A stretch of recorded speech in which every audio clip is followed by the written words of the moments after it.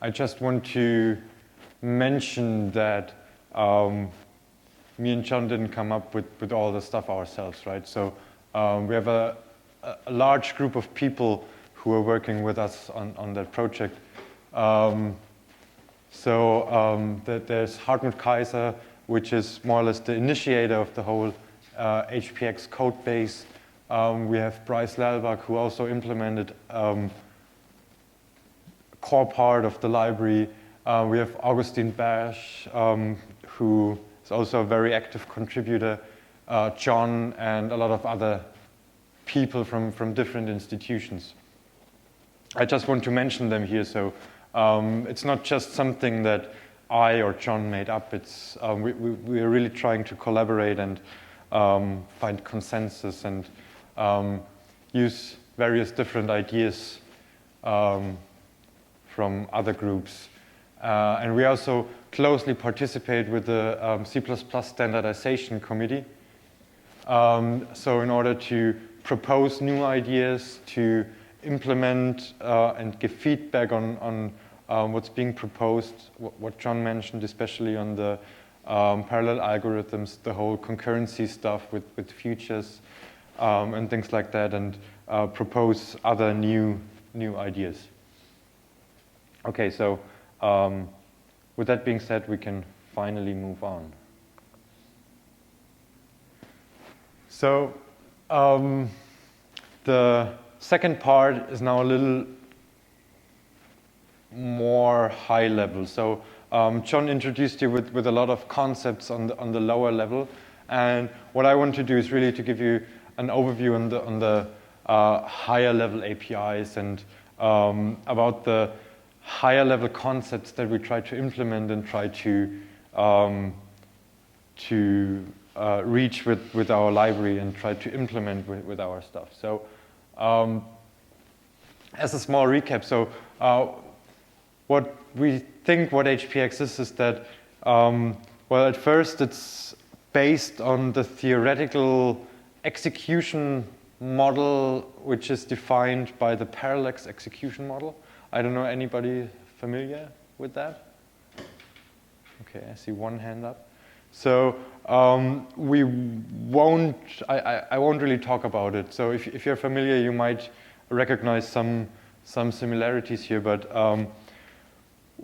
by moving more into the standard plus direction, we are still using the same foundation, but the APIs and the things to express really moved a little bit away from the parallax model.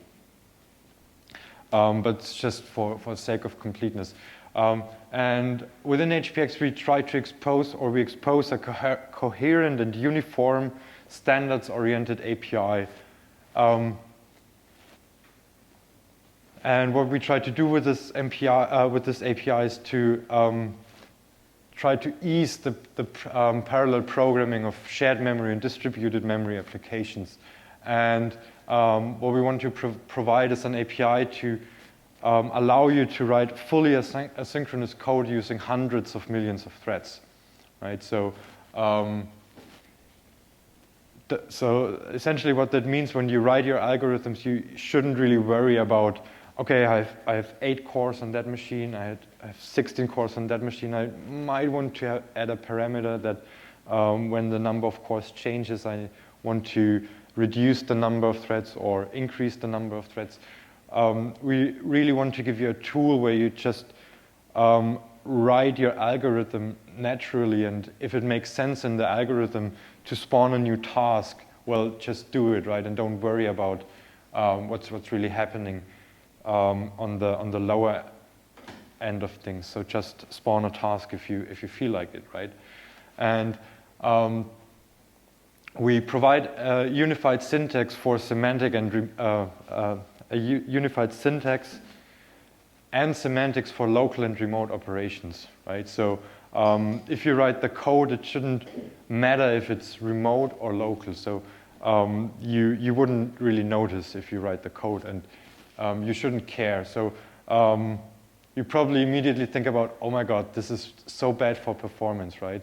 If I don't know whether it's remote or local or whatever. So how do I know how it performs? Well, that's the basic idea, right? You shouldn't really worry about it. You just write your algorithm naturally, and if your algorithm just runs on one node, well, so be it. But it should perform just as well as as if it was run on 100 or 1,000 nodes. Okay, so that's the goal. And we really try to develop HPX for any scale. So we have running HPX demos on small Android devices, on the NVIDIA Tegra ARM chips, as well as the bigger supercomputers. So we try really to cover the whole scale, and that's possible by really adhering to C++ and writing in in standard C++, right? That's the main reason why HPX is able to scale at any level, because we really use C++.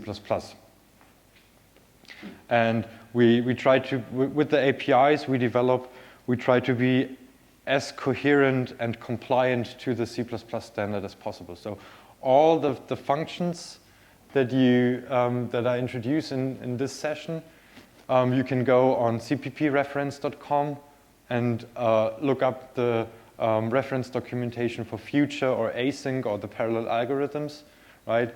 And what's documented there is valid and true for the HPX implementation. So that's a really nice advantage there. And of course, HPX is open source, so you can use it anywhere. And it's on GitHub, as John demonstrated. And all the development and patches and things are happening directly in GitHub. There's no private secret repository containing all the latest and greatest features that, yeah. Okay, so with that being said, we try to see HPX to represent an innovative mixture of different concepts. So HPX in itself, the concepts that are implemented within HPX, all being seen isolated, aren't really new concepts, right? You have lightweight threads, you have futures for, I don't know, at least the 1970s. You have active messages since basically forever. You have global address spaces since a long time. But what really makes HPX unique is the combination of those of all those different concepts. So we have a global system-wide address space, right, which we call AGAS, Active Global Address Space. And in order to access objects in the global address space, you use asynchronous lightweight tasks, right? And this enables fine-grained parallelism with lightweight synchronization. And combining this with a work queue-based message-driven computational model, you really gain a lot, right? And in addition, we have support for the hardware accelerators. So I hope this gives you a little higher level overview of what we try to what the goal of HPX is. Right. And please don't hesitate to ask me any questions during the presentation. I can talk as long as I want for the different subjects. And some of you might be familiar with the slides if you attended the talk of Hartmut Kaiser earlier this year. Was it this year or last year? This year and last year, right? Yeah. No. So the slides are similar. Okay, so let's move on. So I want to give you a higher level overview of the HPX programming model. Okay, so usually when you have a distributed memory application, you have several processes. So in this example, we have n processes. So each process is called in HPX terms locality, right? And each of these localities has its own private address space, right? So we have private memory over here, which each locality can access by itself. So by default, if you start n processes, no, the processes can talk to each other, right?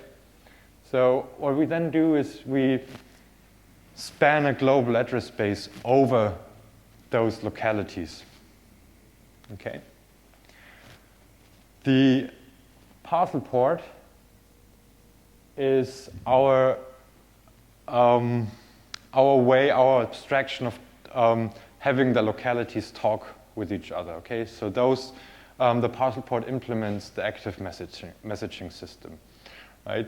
The active global address space layer is what's doing the global address space resolution, right? So it's if you give it an ID for a global object, then it resolves it, and when you want to call an action or a remote procedure call on that global object, it resolves the address and delivers the active message to the responsible locality and enqueues it in one of the thread schedulers which runs on each of the localities. Okay. So the thread scheduler, as John mentioned, we have some local work queues in there. So each of those work queues has a bunch of threads that are pending, right? And eventually the scheduling loop just pops one thread of execution and executes it. Okay, so John said he doesn't like components. That's fine, but for the sake of this presentation, I really want to show you the components to give you a better idea of the distributed HPX facility. So you will learn more about components in tomorrow's first session, but only a little tiny bit. The example that we're going to develop isn't using components directly, just under the hood. But anyways, so what this little example here shows you is that we want to create a component on a given locality with some arguments. So essentially what this piece of code does is it's executing the components constructor with any arguments, and it creates this object in the global address space, and what you get back from this call is a future with an ID type which uniquely identifies the object in the global address space, right?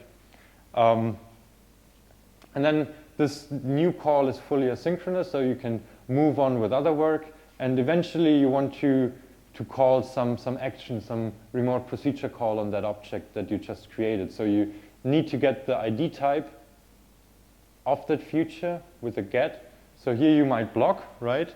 So the lightweight task, the lightweight thread gets suspended, some other thread gets executed in the meantime, and eventually when this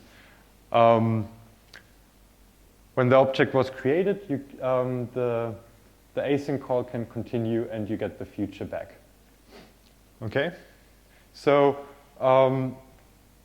what you might end up with is a lot of objects in your global address space, right? So the blue squares are the objects in the global address space, and the gray squares are the ID types, right? So you have a bunch of ID types pointing to the actual objects in the global address space.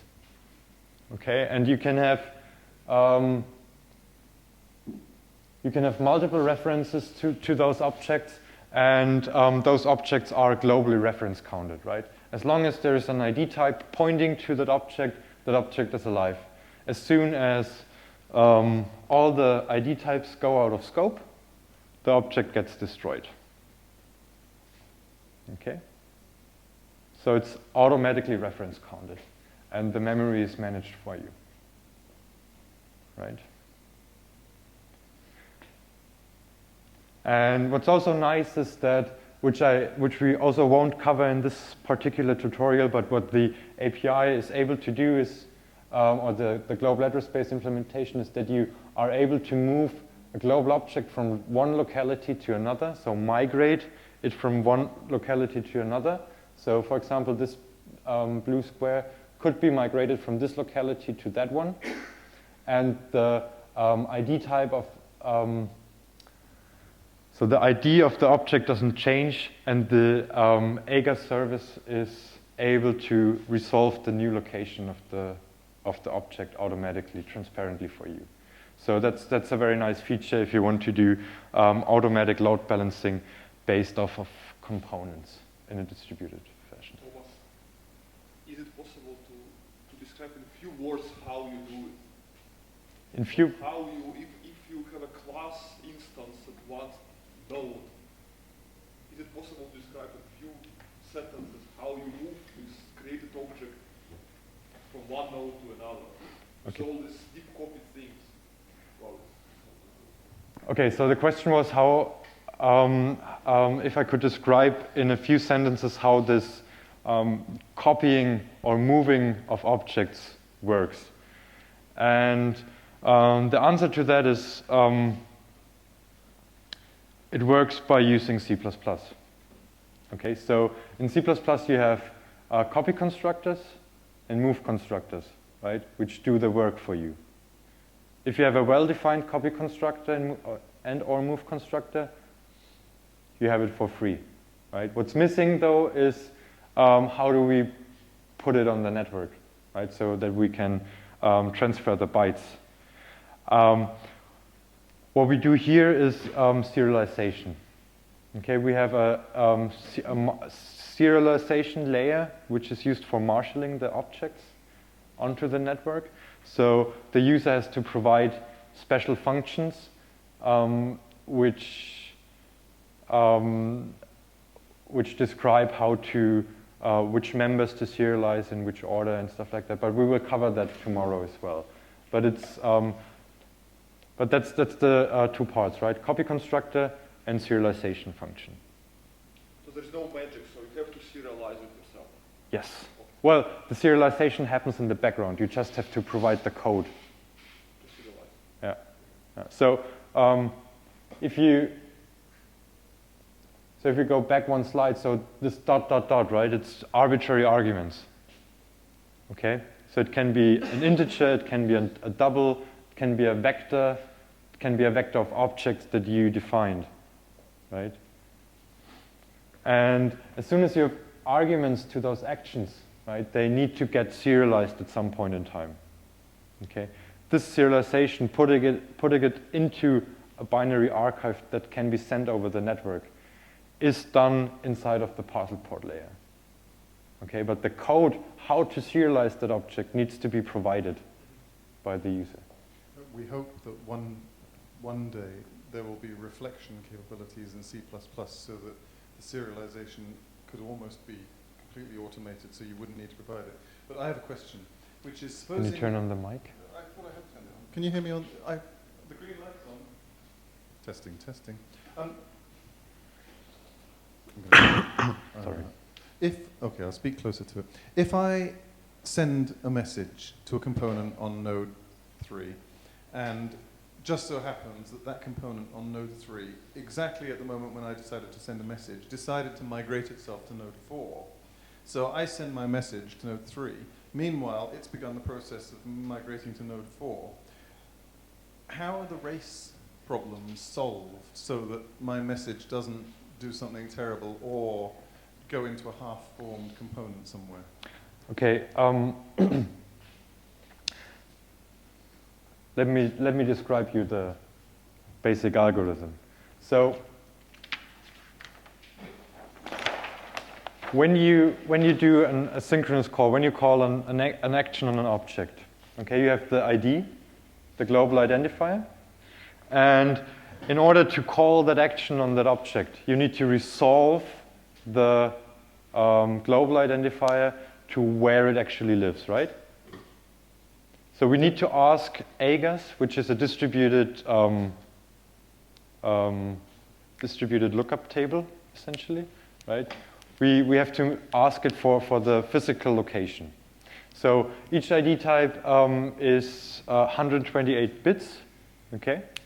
And the first 64 bits are essentially the so-called service locality ID. Okay, this bit. And so what we do in order to resolve the address is we need to ask this service locality ID, hey, resolve that ID type for me. Okay, so does that mean that every time I send a message to a component on a remote node, that it has to go via the whole AGAS resolving the address facility? Because I worry about this. No, that's not the case. We have a cache implemented. So it has to go to the service locality on the first access, right? But then it is able to cache the resolved address.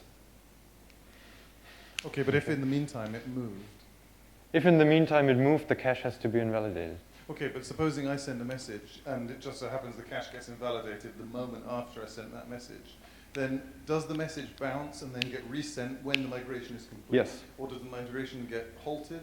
Or the migration, so if you send a message while the object is being migrated and it ends up on the previous source locality, right? The message gets held until the migration process has finished, and then it moves along where the destination is. Supposing I send a message and it gets to legality 3 the instant before it decided to migrate to node 4, then that triggers a whole bunch of tasks on that component, which then mean it can't migrate for a whole load longer. Right. Does that then have to just basically wait until those tasks all Right. The migration has to wait until all actions on that component are completed. Right. So the migration waits until the component is free. So every time you execute an action on the component, it gets pinned. And the migration has to wait until it's no longer pinned, and then can migrate the object. And then once the migration completed, then the actions can be then follow where the actual work is. Just for the benefit of the audience, this is why I don't like components. The whole business of having to resolve localities via the AGAS, because most of the time you never migrate anything, so you shouldn't pay for this. You don't. You don't. Because it's cached. Because it's cached. And it didn't you move, pay. so You when pay it for. gets there, it just executes. Okay, fair enough. Right. So you I love components now, by the way. So it's you do work, right? You ask for something. Of course, you have to pay for it eventually.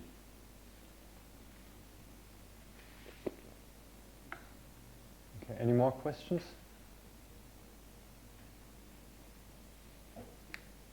It's of course simpler if we just use the locality IDs, which don't have to be resolved, which are just essentially numerics, right?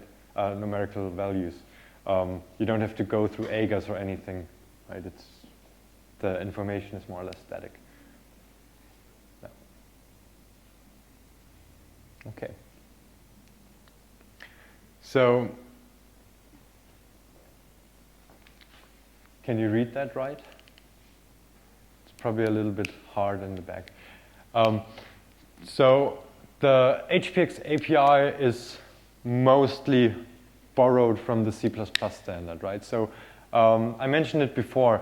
We have a lot of things that are syntactically and semantically equivalent to what's in the C++ standard, right? So we have a thread object that you can use as if it was a STD thread. We have mutex, condition variable, future, promise, package task, async, and bind function, tuple, any, and so on. So a little question. From those classes, what has been covered, or classes and function, what has been covered in the C++ course this week? Almost everything? So you're familiar with, say, tuples, function? Only any Okay, any isn't in the standard yet. That's probably why it hasn't been covered. Any is essentially, yeah, it's a void pointer with type safety added. So, but just for the sake of completeness, we don't use it. So usually you don't. Well, there are some use cases for it, right? But yeah. We don't use it for now. So that's just to give you a small overview that really the API that we implemented in HPX is really closely modeled after the C++ standard, and we really try to follow what the best practices that has been developed during designing the C++ standard library, and really follow the principles of the C++ language, and that to, well, create rich interfaces, type-safe interfaces that are hard to use incorrectly.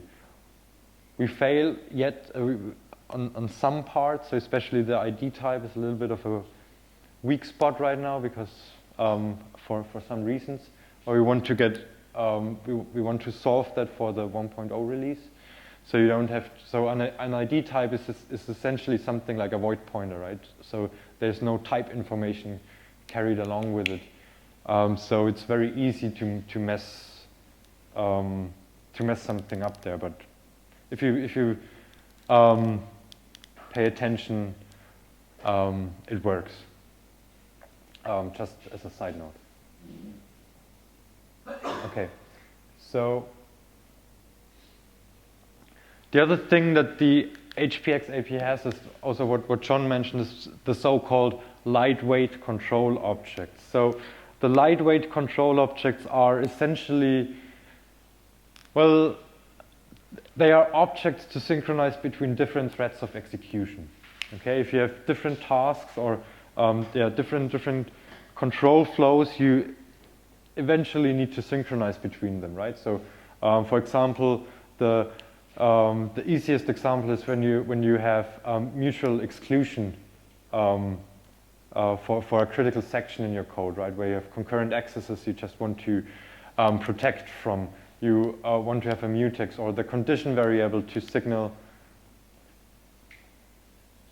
that something has been completed, or a channel to, well, what a channel is we will come to tomorrow, or promises and futures and things like that, all things that you need to synchronize between two threads of executions. And what's nice is that those, within HPX, those threads of execution don't have to be on the same locality. They can be distributed among the system. And the mechanism still kind of work. But we will get to, I won't cover mutex and condition variable, but the rest of it will be covered. Okay. But first, let's iterate again over what actually is a future. So a future is really just an object that represents the result of an operation that that's not there yet, right? It's a promise in that sense. It says there's something that computes the value, okay? And the future is the receiving end of this producing side, right? So and this enables a transparent synchronization with the producer. So a producer can be, for example, another task, right, which executes something and returns a result, right? And that returned result is then what's been put into the future, and then the future is ready, and when you call future.get, you get the result back, right? So that's very nice, and it also hides the notion of dealing with threads explicitly, right? So if you construct APIs that return a future, right, you don't have to worry about does it create one thread, two threads, n threads, right? You're really just interested in the result of that operation. not in the amount of concurrency that that operation might include. So it really abstracts away the notion of dealing with those low-level threads. And they also make asynchronous operations manageable, right? Because you can, well, write it in a functional manner, which really helps you in structuring your code, I think. And futures can also be used to synchronize between several asynchronous operations. Not in the C++ standard. That's something that will come to the C++ standard, not in the 17 version. It's currently known as the concurrency TS, which includes all this continuation style programming.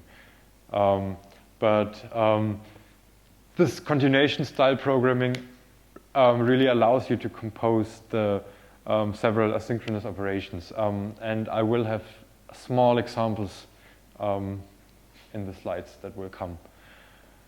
And by using those continuations, you are able to turn concurrency into parallelism. Because, so the difference between concurrency and parallelism is just that when you have concurrent code, it always has the connotation that you access something concurrently at the same time, so you have to protect it from race conditions and so on. But with parallelism, well, you just run tasks in parallel, and they are perfectly fine running in any order, right? You don't have to care about synchronization between them. And that's what makes it very powerful and performant. Okay, so the basic API of the future. So I hope it's not too much repetition from the C++ course, but I really want to explain you the basic API of the future, because it's the main building block of what we have. So of the API. So we have the future and shared future. Are you all familiar with the difference between those two?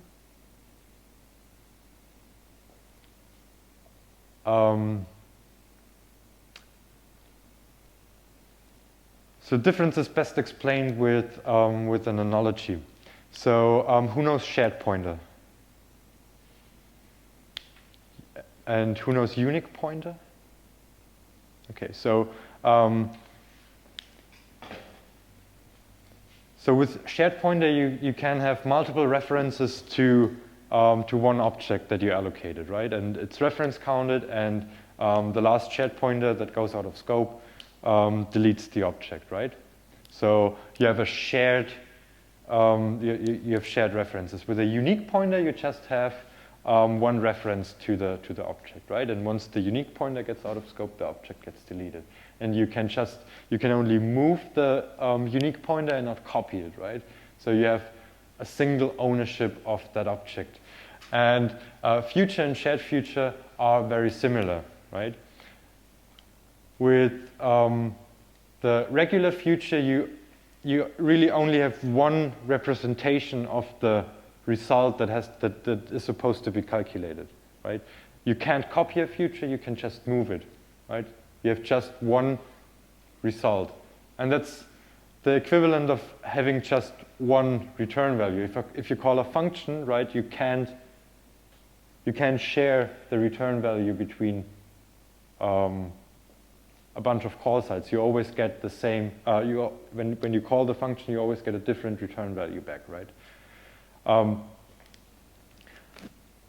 That's what the future is. But the shared future, you can turn a future into a shared future and make it shared. So you can have multiple references to this asynchronous result that you have computed, right?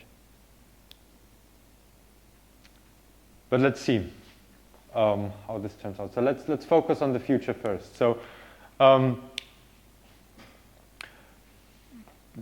constructing a future, well, you can construct an empty future with a trivial constructor. If you just declare future variable on your stack, you just have an empty future with no valid state. You can't do a lot with it. You only are able to assign essentially another future to it. The future has a move constructor, so you can move the future to other locations. So you only ever have one representation of the future in your program at all times. Okay. And you can also, if you have a future to a future, that you can explicitly unwrap that future, so it gets collapsed. It gets collapsed to just a future to some return value, right? Probably doesn't make a lot of sense right now, but it's really helpful. So, for example, if you have a continuation that returns, we will get to that later. And yeah, please. Add one comment, which was that one of the things that's different about the future and the shared future is that when you have your graph of tasks, when there's basically an arrow going from one task to another, you can put a future in there. But when you have a task which has multiple arrows coming out of it, so you need to trigger that and that and that, that's when you want to use a shared future, because you've got three things all waiting for the same one, and then a shared future is ideal for that kind of thing. You're spoiling. Oh, sorry. You were going to say that already. Anyways, thanks. So, right. And you can turn a shared, a regular future into a shared future without any problem, right? You just call share. So, if you call share on an object, on a future object, that invalidates the original future object, okay? Anybody can think of a reason why? Why you invalidate or why you share it? Why it needs to be invalidated? It's not unique anymore. We will share the features. Exactly. So we have to keep the semantics, right? If we share it, it's not unique anymore, right? It's the same with shared pointer. You can the same with unique pointer. You can turn a unique pointer into a shared pointer, but yeah.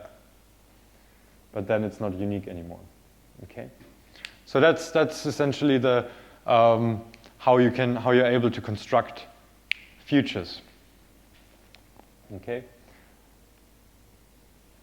To query the state of the future, you can ask an object if it's ready, if it has a value, or if it has an exception, right? So is ready will return false when there's no exception and no value or no value. Okay. Has value will return true if it's ready and has a value. Has exception will return true if it's ready and has an exception. Okay. So what does it mean if a future has an exception? It means that the task producing the result wasn't able to do so, and it threw an exception, right? Any exception. And whenever the producer throws an exception, it will get stored inside of the future, so you can query it later on. Okay. For example, when you get the result, okay. If you call get on a future that stored an exception, that exception will get rethrown when you call get on it. Okay. If you call wait, you can just wait until the future is ready, right? But then you really just wait. And if the producer threw an exception, you won't get, you won't notice if you just call wait. Okay, that's an important difference there. Of course, wait and get will block the calling thread until the future is ready. If the future is ready already, then the computation just continues. Okay, if you don't want to block your thread, you can attach a continuation with future.then. This template parameter f here is any callable that accepts a future, right? So it has to be able to be called with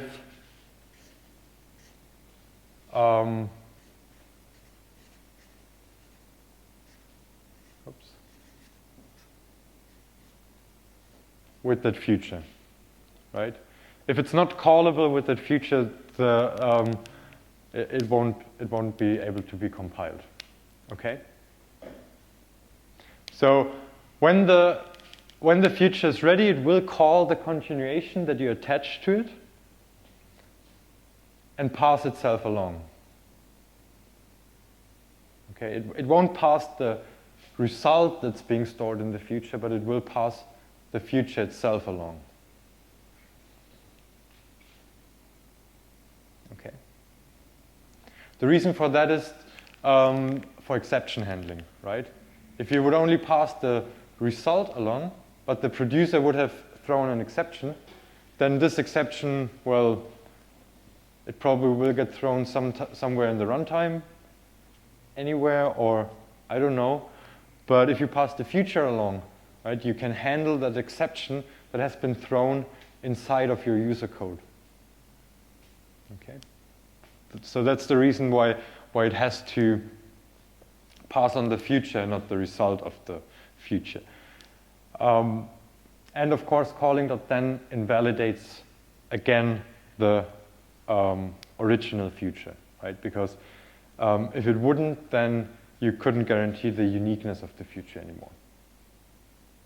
Okay? So far, so good. The shared future is almost the same. Right? But this time I made a mistake here. It should be, the first ampersand should be a const. So you can copy shared futures. Okay, you can just copy them. You can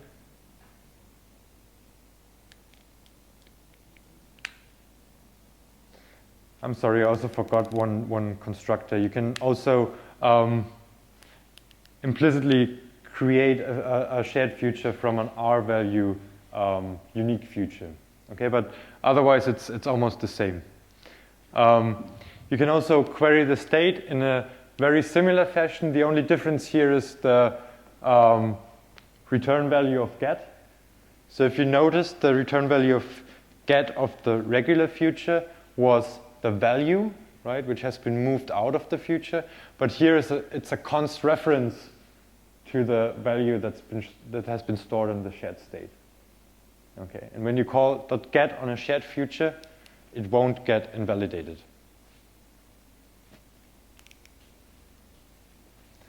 And there's another typo.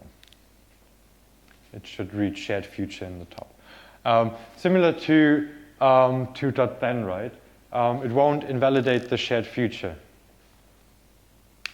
It will just attach the continuation, and the shared future will be still valid in order to support those use cases that John just mentioned. If you have if you want to construct a DAG that depends, so if you have two tasks that depend on the same input, right? You would need to use shared future in order to create two references to the result. Okay, any questions?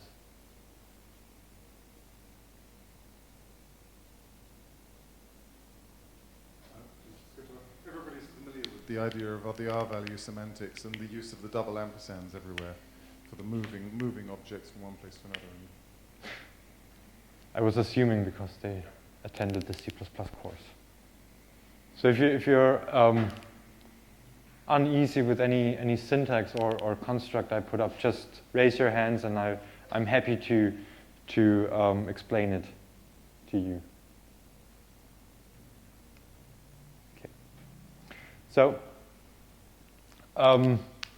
so far the future API was just about consuming the result of an asynchronous operation, right? What we really want to do now is to explore the different producers for a future. So the simplest is async, right? So what async does is it takes a function object, something, not a function object, something callable with the parameters, and you can call that, and this function is being called asynchronously, and it has some return value, right? This function produces some result, and what you get back out of async is the future to the result of that function. Okay? There's a parenthesis missing.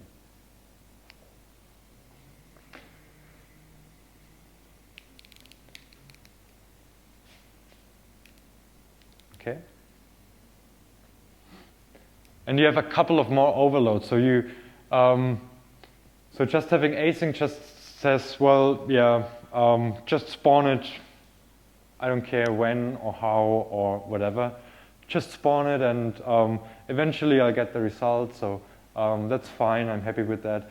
But in addition to that, you can pass a launch policy.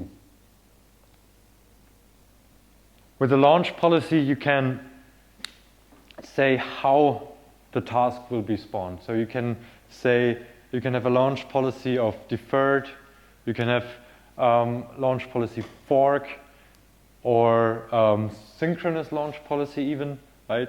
I think I forgot the launch policies. So with the launch policy sync,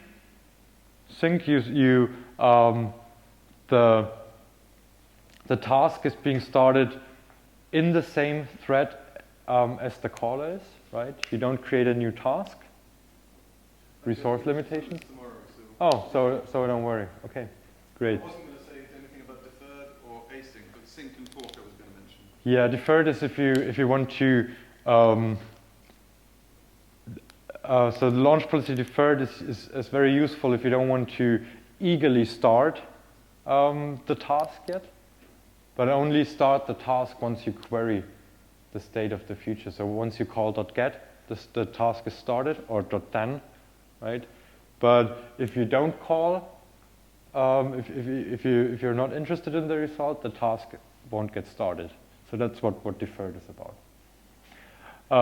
In addition to the launch policy, you can also pass an executor, and executors are awesome.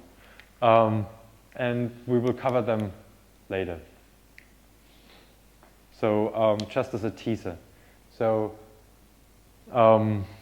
just wanted to mention it here that it's possible. Okay. Any questions to async? Okay. So next thing is that you have this thing called promise, right?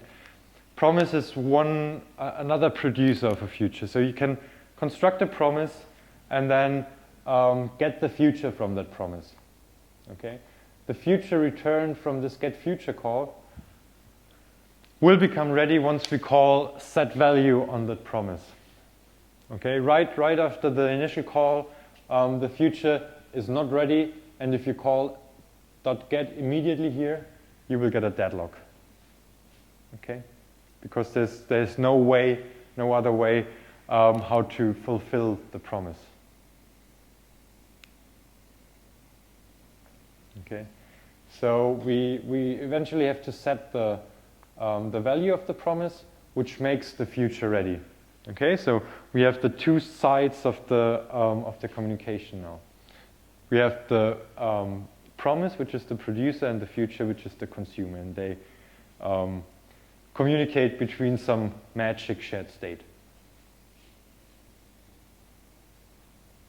Okay, and yeah. So you might notice that I put the local in here, right? So this is just for having something to synchronize locally.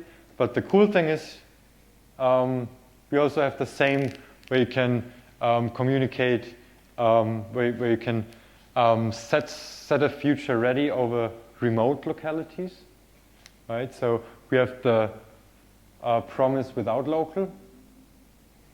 It has almost the same interface with one addition. You have the get ID here. So if you create a promise, it creates a component in the back, which has a uniquely, globally addressable identifier. And you can pass it. You can even pass it to some remote locality. And eventually, you can set the value of this promise with the ID. And make the future ready. Okay. So far, so clear.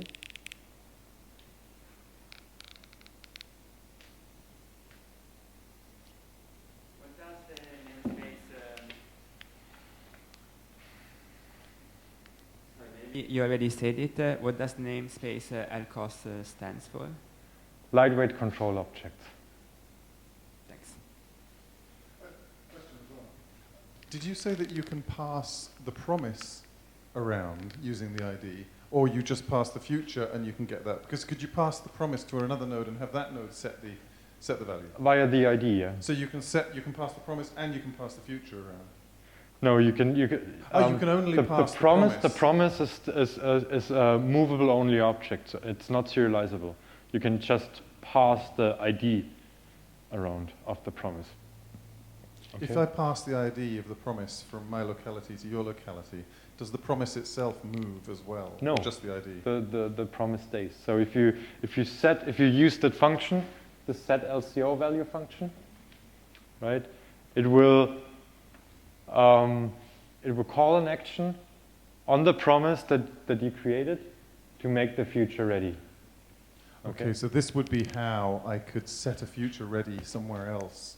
So if somebody gives me something and I need to trigger the future on the remote node to say that that's completed, they pass me the promise. When I've done my thing, I set the value on the promise and then it... Okay. Right. So async for remote localities is, for remote procedure calls is implemented exactly like that, right? So you create a promise, you pass along the ID, and once the remote procedure call is ready, you trigger the promise with the correct promise ID, right? And set the remote result, right? Okay.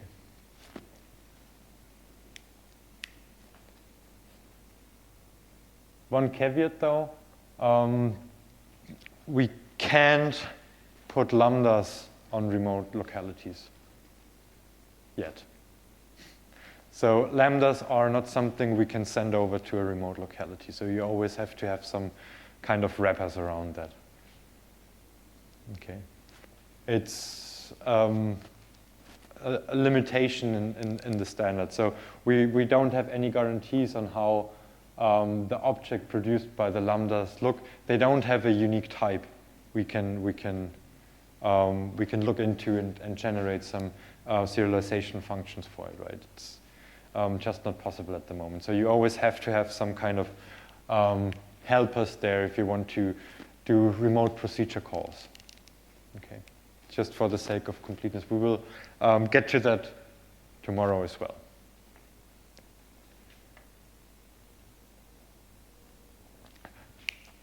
Another construct, another function which is able to produce futures is the make ready future, right?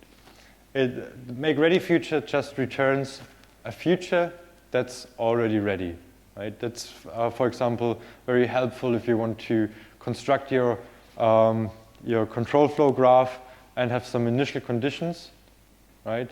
You want to have make ready future, so you have some initial future state that you can, if you iterate over and over,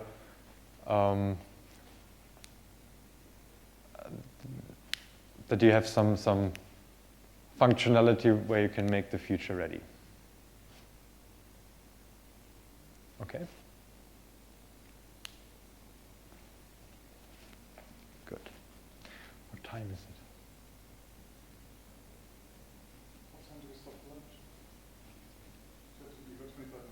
25 minutes. Yeah. Fuck. Okay. So, as mentioned, futures are really the main interface in HPX to express asynchrony.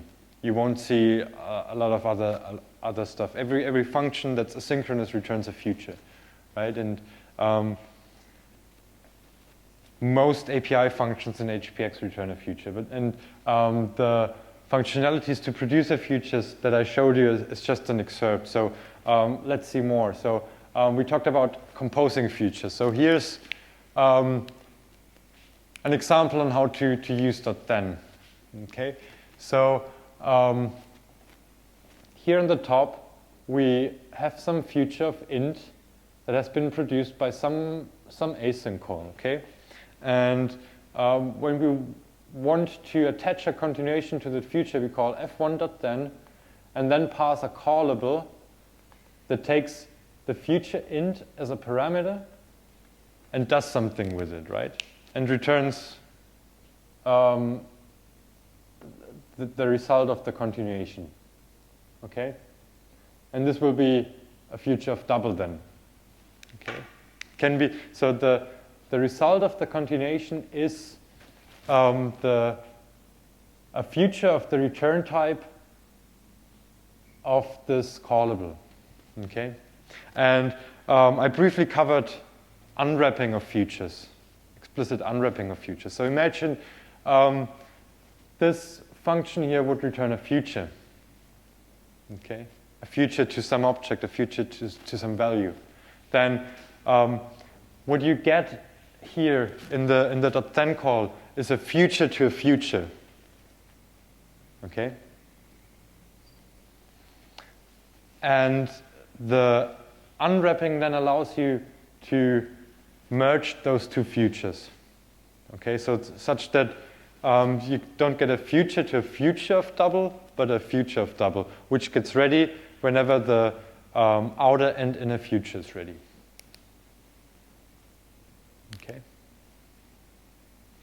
Just, right.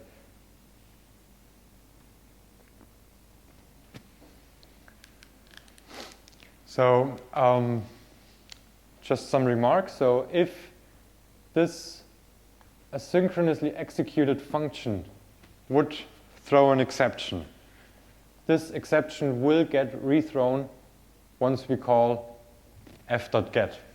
Right? And you can try catch it in the continuation. .then also accepts launch policies and executors, right? So you can control where your continuations will get executed and how they will execute it. And of course, F1 gets invalidated here. Okay.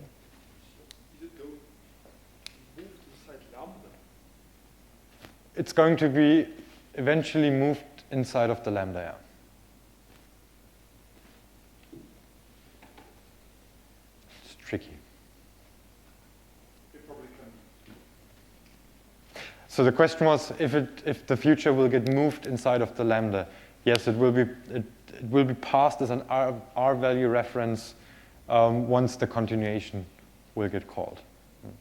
I'm sure this will come up in the debugging session either later or tomorrow, but the number one source of compilation errors that I have is when you attach that continuation, you say F1 then, the parameter type that goes in the brackets for the F1 then, that future int double and F, if you accidentally put future double or future unsigned in or future, you can get some very long compiler error messages that come out, and it's sometimes, because sometimes in here, the future in F1 is on the same, it's 2 lines above, and you know exactly the type. Sometimes you're giving futures to people, you know, you're handing futures from one function to another, and you forget exactly the type.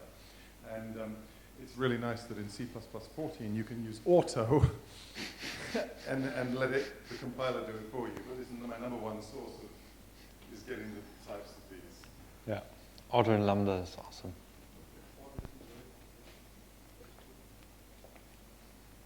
F1 is invalid after this line. And F1 becomes invalid, yeah. Until the second line. F1 is invalid once we reach that semicolon. And if you use some callable that takes another future, and so if let me so if you have something like that, so if you want to be clever and outsmart the system, right, and write something like that, f dot then, and then do something clever like f equals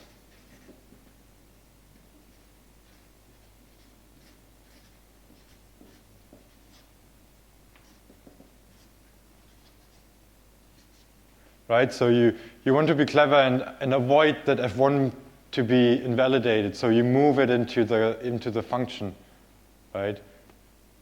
Yeah. Then this will fail, right? Because the arguments are evaluated before you call the function, and then if you move it that way, this f1 here is invalidated. So yeah, you really the only chance to access that function, if you use that then, is through the parameter of that continuation. If you, however, use a shared future, right, it stays valid. And then you can even capture it in the lambda or reuse it after the call to dot then, right? But yeah, there's no other way around. Okay.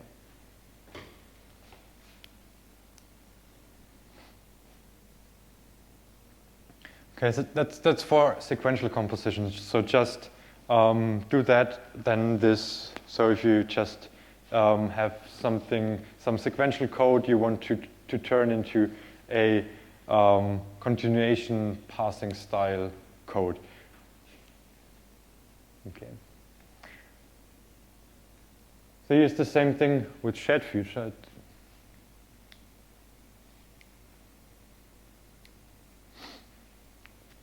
Okay, so I mentioned everything there.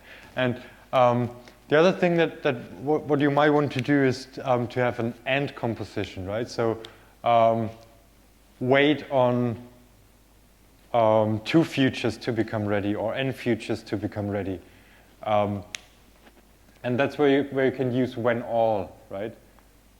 So when all takes a number of futures, which can be of any type. So in that example, I have future of int and a future of string, right? And I want to wait on both of them to become ready. Okay, so the return of when all is a future to the tuple of the input futures. Okay.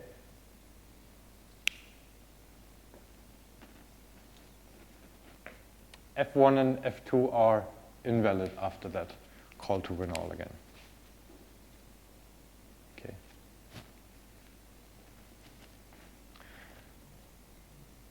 And with the future returned from when all,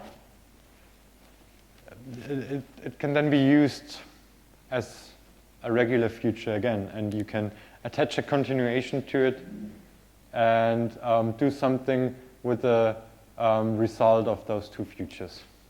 Okay, so here's where auto really is helpful.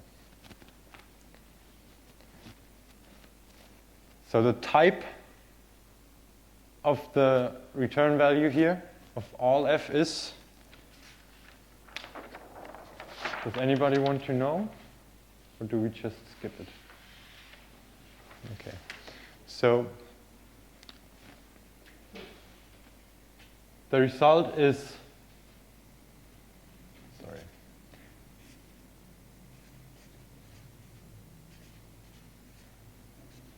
the result is of course a future.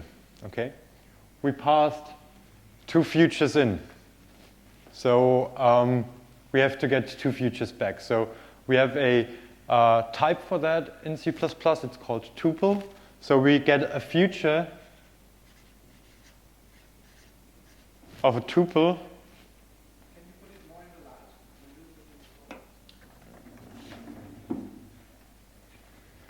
So we have a future of tuple which holds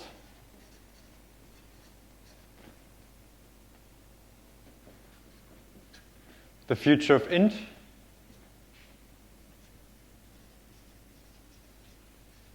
and the future of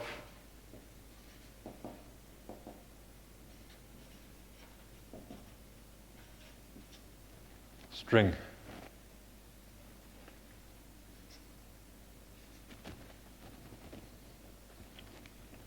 You can type stuff here if you want to, rather than writing it on the. I just give you a editor window that you can do that in if you Okay, I don't mind.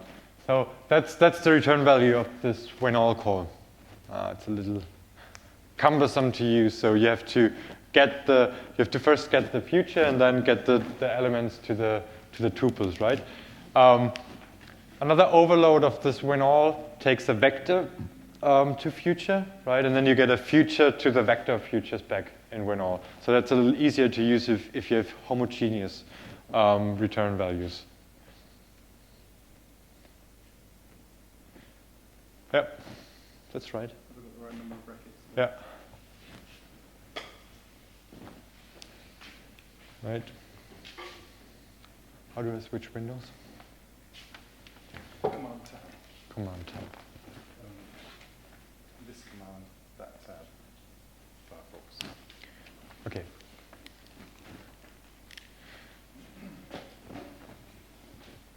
Right.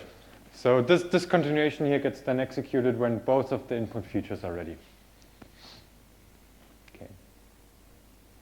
The cool thing here is, though, that if you have a future void,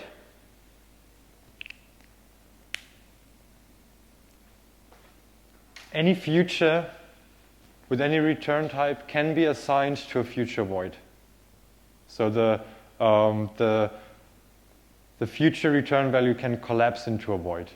So that's the equivalent of dismissing the return type. So if you're only interested in that in the completion of the function, you can just convert it into a future void, and you don't have to deal with the tuple then, right? Yep.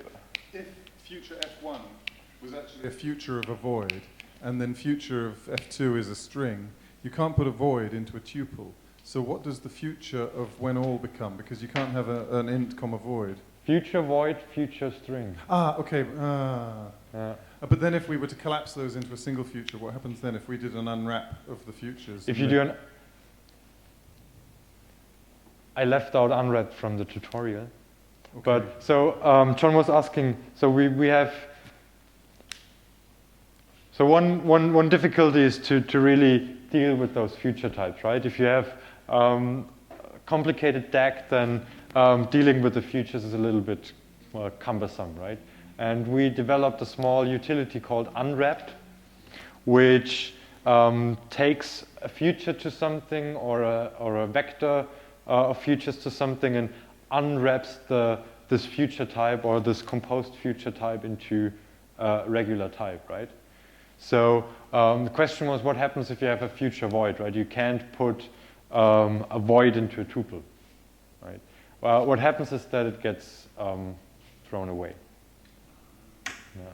It gets so we have lots of clever meta programming to just neglect it from the result.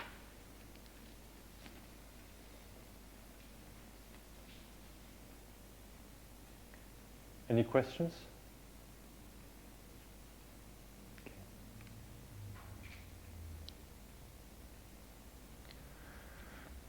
Okay.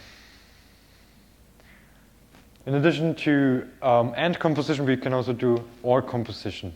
So the only difference here is that we don't do when all, but when any.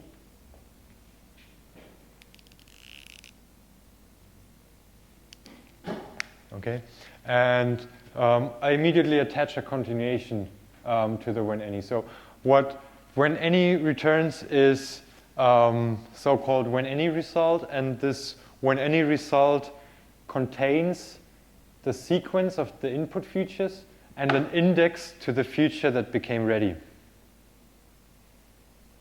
Okay, so you can do something with the returns a future to the when any result containing the sequence. So you don't have to scan all your input for the future that has become ready, but you immediately know which future became ready in the first place. And you can use that index to access the sequence here.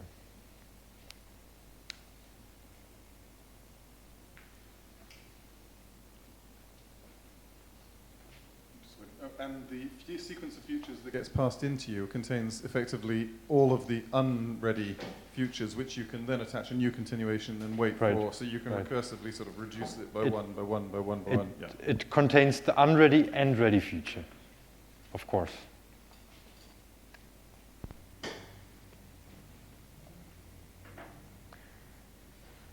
Okay, so I was mentioning this complicated return type. So one reason why I stress the return type a little bit is that we also have this thing called data flow, and it's a little bit like a shortcut to when all.then. Okay, so it's also async on steroids. So the difference between or what data flow is able to do is that so much errors. So there's an F1, F1, F2 missing here. So you can pass it to futures or immediate values, if you like, and the function that you have in there will be called whenever the input futures are ready, whenever the arguments to the input future are ready. Sorry, I had mistyped a little. So it's essentially the same as calling when all F1, F2, then extract the futures of the when all result and invoke that function here, right? So it's a little shortcut to do that, and it's also a little bit more efficient because it only constructs one future state here, instead of two, one for the when all and one for the .then. The data flow just constructs one shared state there. Any questions? What time is it? 5 minutes. So we'll have to do this after lunch. Right. I would suggest that we take questions, and the next few slides will cover a little bit of a different topic, so I would suggest to begin with those after lunch.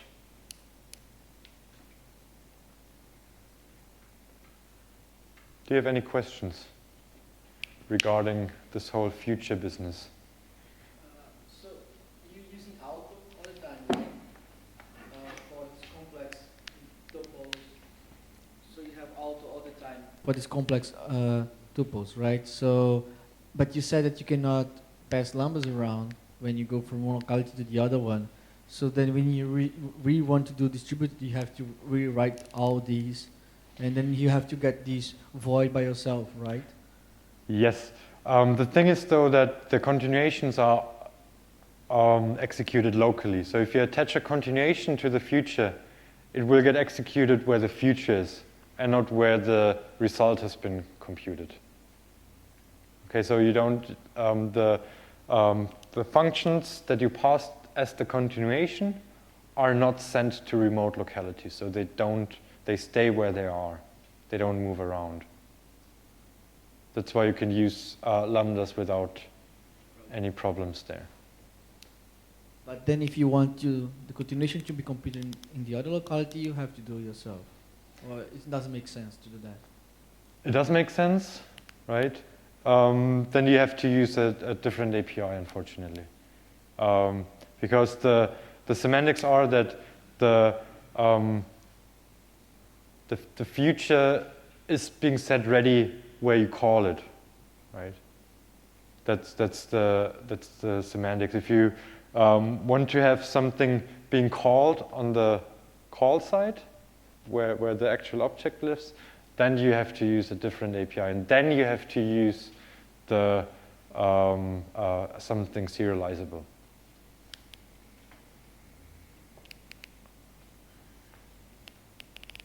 But it is the case that you can do stuff like, you can say HPX data flow, so when F1 and F2 and F3 and F4 become ready, then create a lambda, but then inside the lambda you just call remote function and pass whatever you want to it. So you can do that.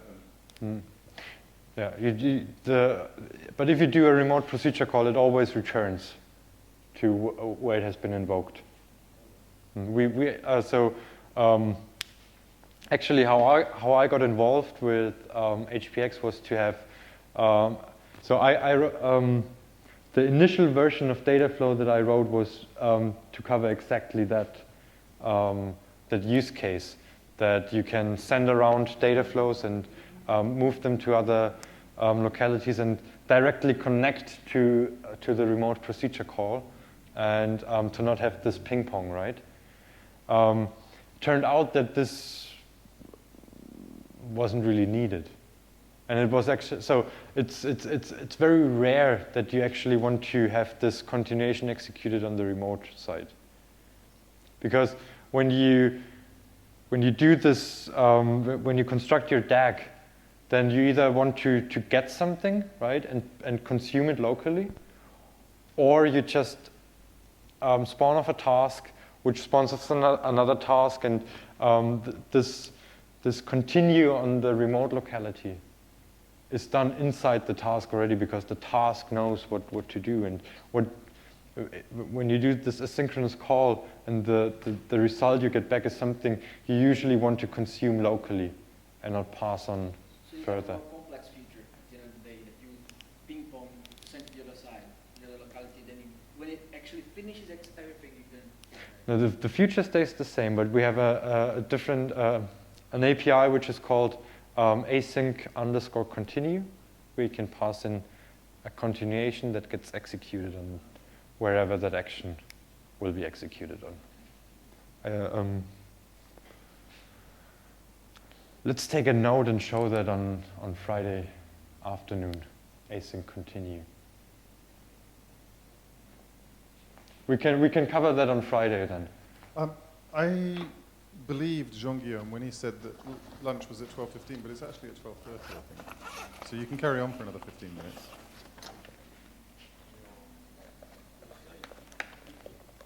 Ah, no, you're right, 12:15. I beg your pardon, yeah, because there's only one tea break. I was adding two tea breaks in my head. Okay, we'll break for lunch now.